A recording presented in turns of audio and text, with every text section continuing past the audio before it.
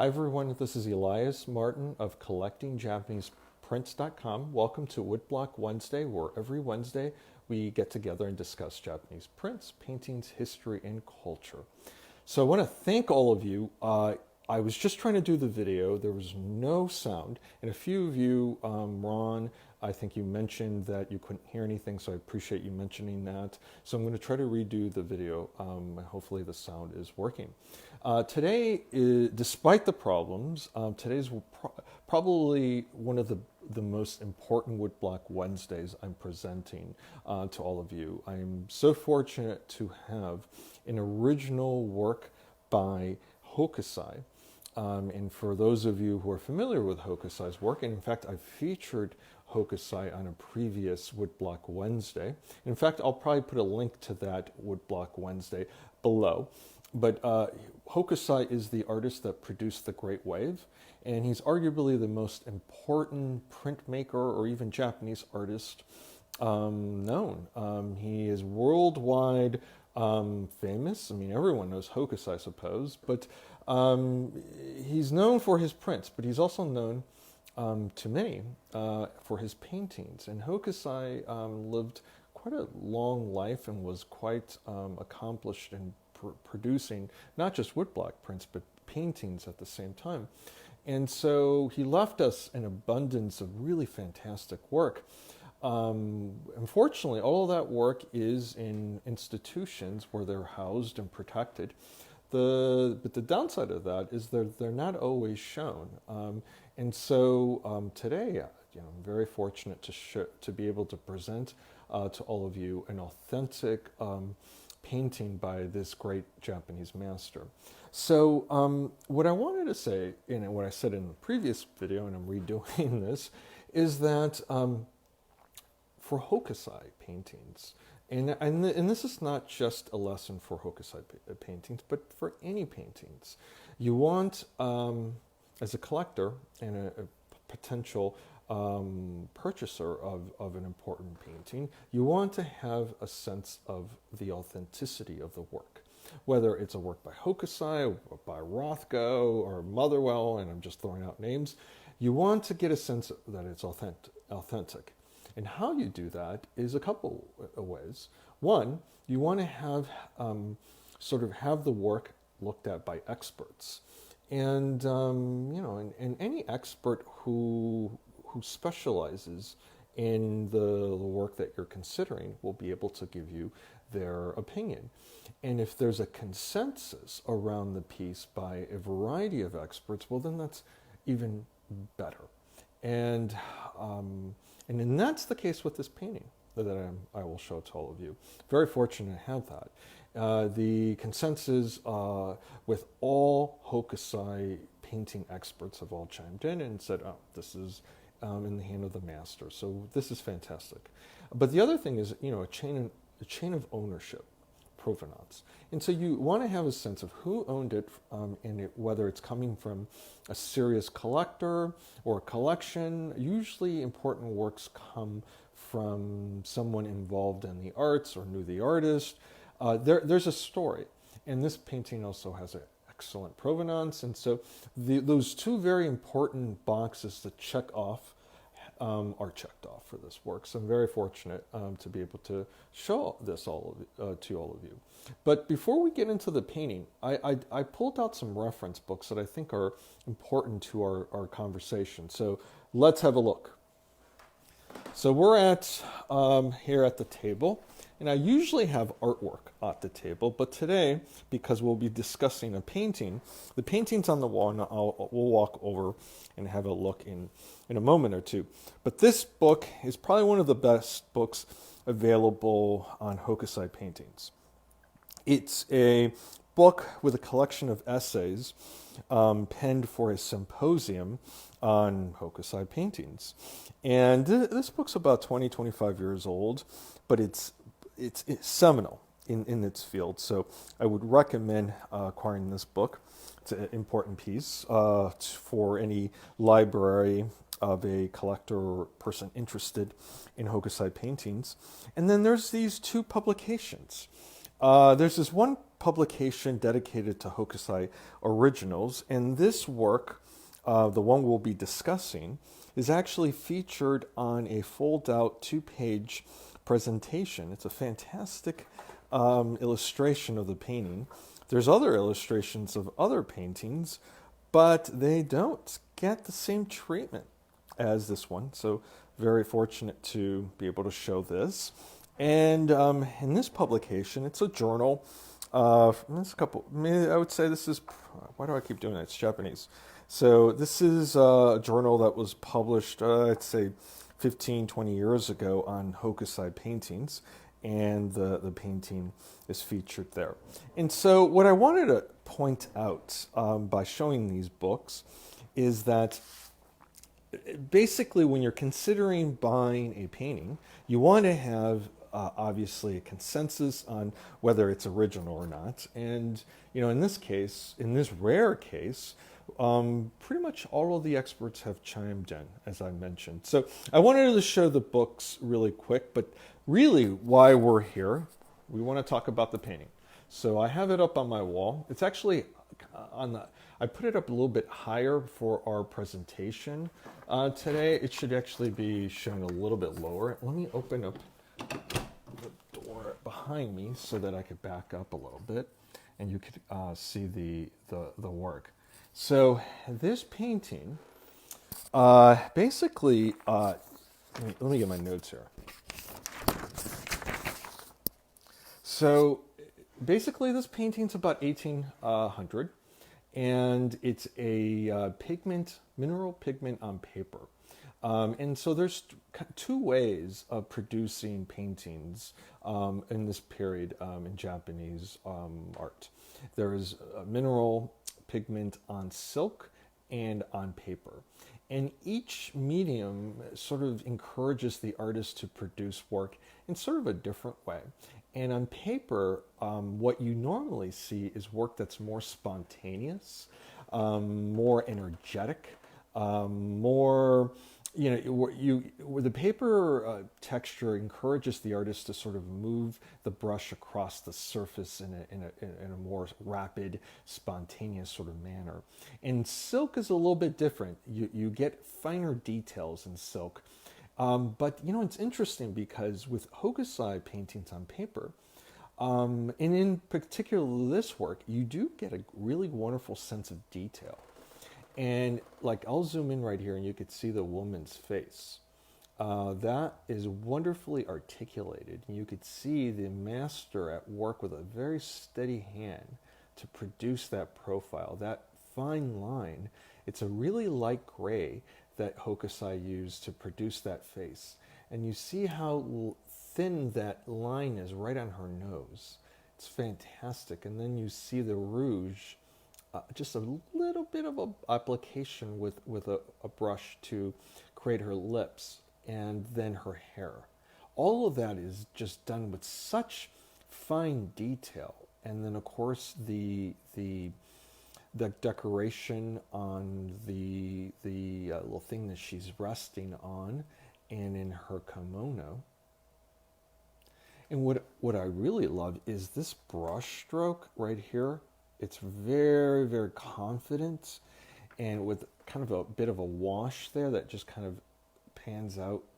And and that just, it gives a sense of this sort of spontaneous confidence that Hokusai had with painting these designs. And this work is so beautiful. I mean, it's beautiful in the sense that, it's so well done. The woman is so well articulated, and her robes have this looseness and a texture to them based on the pigment that Hokusai chose to use. And you'll notice that the way that he dipped his brush into the pigment, there's areas of darker charcoal black and then gray. And that, that of course is, that's not a quick thing. It is much more detailed. And so he's able to mimic the texture of her kimonos. And she's wearing an outer kimono, and then 2 or 3 kimonos, quite frankly. And so in that case, he's able to create a different texture for each layer of the kimono, which is, really fantastic. Yeah, again, this shows you a master painter at work, really. And to the right here, we have Hokusai's very distinctive, confident signature with the seal there. That is a fantastic signature. You see a lot of these fake Hokusai paintings, and these signatures are all really wonky. And that is the hand of the master at work there. And then we have a poem. And the way that I think Hokusai sort of postured the woman, she's reclining and she's just like looking out into space. But the space she's looking at is actually hosting the beautiful calligraphy. And the poem was one that Hokusai used on a few of his paintings. This is not the only the only time he used this poem. It's by Kyoden, and the poem has been translated by John Carpenter, who's the curator for Japanese art at the Metropolitan Museum of Art in New York. And he's translated it, and I have it here in my notes, so I want to read it to all of you. And so the poem says, "Tobacco, when lit, becomes a cloud. A string of fine days turns to rain. Under a quilt, atop a futon. Life's pleasant encounters never linger long." And so, this epitomizes sort of the idea of the floating world, or ukiyo-e, that life's pleasures are fleeting, and they're momentary here and then they're gone. And so this painting really encapsulates the spirit of ukiyo-e, and it's so beautifully well articulated too. So if we look at the calligraphy, the way it's done, it is just so beautifully done, and it's legible, which is important. Sometimes with calligraphy on these scrolls, it's done in such a shortened hand that you can't read it. And this is done with kanji. It's more of a classical style. It's not in the Japanese grass style of writing, and I'm using grass style like in quotation, but I think that's what it's referred to, where it's long lines that are sort of abbreviated. And so that style of writing is very hard to read. And so for this Hokusai scroll, we have a wonderful painting that is paired with a poem that it's just fantastic, and it's articulated so well that we could understand the poem, and it's been translated as I mentioned.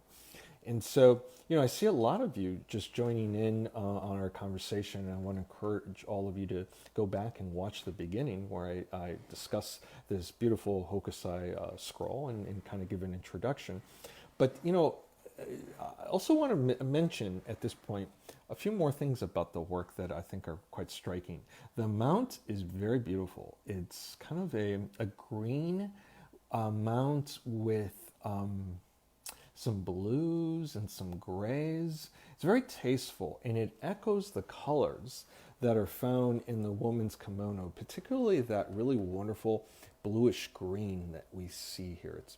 So that green is fantastic, and then we get this blue here, which is also wonderful. And it's a blue that I actually don't often see in paintings all that often.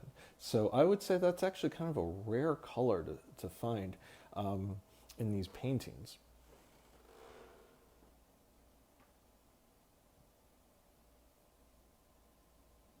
So I'm going to zoom in, and I'm going to just let you admire the strokes that the master has made that creates this fantastic composition.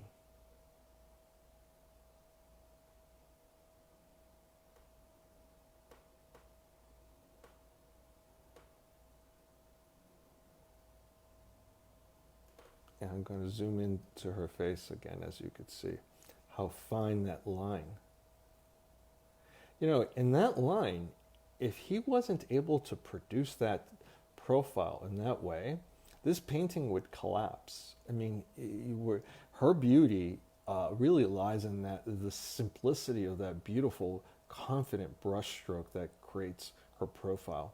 And if it was broken in any other area, and it's not, it's so confident, and it goes up towards her nose and then it continues on to create her chin and that little blush there, her mouth. If that was in any way broken, it would lose its magic. And again, we have Hokusai being such a fantastic painter, and such. I mean, he's very eloquent with his brush, and he's able to sort of really capture the scene. I'm also just admiring the many textures found in her kimono. I mean, I could look at this painting all day, quite frankly. And the painting here is in my hallway, which is not very well lit right now. And so I'm not sure if the painting's coming off that well, but there's a wonderful image of the painting on my website. So I encourage all of you to go to collectingjapaneseprints.com and have a look. It's in my current exhibition of masterworks from all genres.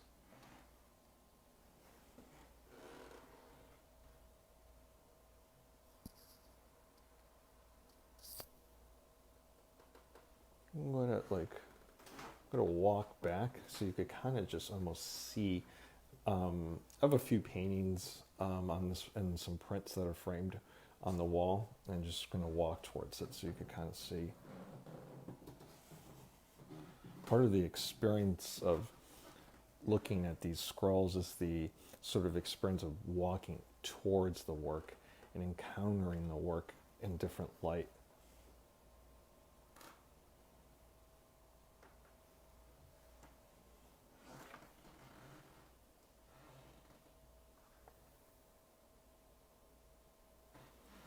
Well, I want to thank all of you for joining me. This was a really fantastic special Woodblock Wednesday for me to present to all of you. It's such a rarity to be able to find and offer for sale work of this caliber by Hokusai, who's arguably the most important Japanese painter and printmaker in Japan's history. And so, I'd be curious to know if you have any questions about Hokusai or about buying paintings or about anything really that we discussed. Feel free to leave any comments or questions in the video below. Of course, I'd be happy to address any of those issues. I will be linking a previous Woodblock Wednesday where I featured Hokusai's Great Wave, so you could have a look at that Woodblock Wednesday. And that print was featured in this exhibition. It is since sold. And so a few other words on this exhibition. It's a fantastic exhibition. And I've been working on this exhibition for more than a year. And there's just really beautiful, important pieces from all genres. And I mean that. I mean ukiyo-e, shin-hanga, sosaku-hanga, Western artists working in Japan, contemporary artists, all of the work that I could find that was significant in these genres is included. And these pieces are not insignificant. So, of course, they're not all Hokusai paintings. They're not at that level, but they're the best in their particular genre. So I encourage all of you to have a look at my website, collectingjapaneseprints.com. And thank you for joining me on Woodblock Wednesday, and I look forward to seeing you next week when we'll be discussing yet another work. But until then, enjoy my website, enjoy the exhibition, and feel free to shoot me any emails or comments or questions below. Thank you. See you soon.